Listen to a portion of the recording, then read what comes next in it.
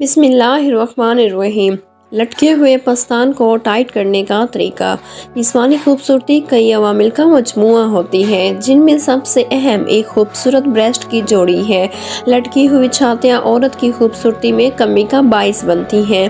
ख़ास तौर पर सिनफ़े मुखालिफ के लिए ऐसी छाती बिल्कुल भी कशिश नहीं रखती। मुमकिन है कि आपका शरीके हयात इस बात का इजहार ना करता हो, मगर फितरी तौर पर वो सख्त और खूबसूरत छातियों की तरफ राग़िब होता है।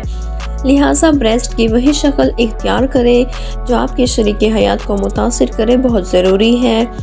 एक पुरकशिश ब्रेस्ट की जोड़ी आपका एतमाद बहाल करने और इसकी मोहब्बत फिर से जगाने में बहुत अहम किरदार अदा करेगी। छातियों के ढीले होने की कुछ वजह हो सकती हैं। दूध पिलाना, ग़िज़ायत की कमी, बीमारी, गलत साइज़ के बरा का इस्तेमाल शामिल है। आजकल कोई तरीका ऐसा नहीं है कि इस मसले का हल निकाला जा सके। इनमें से एक तरीका ब्रेस्ट सर्जरी है, मगर ये तो एक बहुत ही महंगा है। इसके अलावा इसके कई नुकसानदायक असरात भी हो सकते हैं। कई कुदरती तरीके इस्तेमाल करके छातियों की खोई हुई खूबसूरती को बहाल किया जा सकता है। कुदरती तरीके आसानी से बगैर किसी मेहनत के आपकी छाती को सडुल बनाते हैं। एलोवेरा या बादाम के तेल से मसाज। एलोवेरा में जिल्द को सख्त करने की खसूसियत पाई जाती है।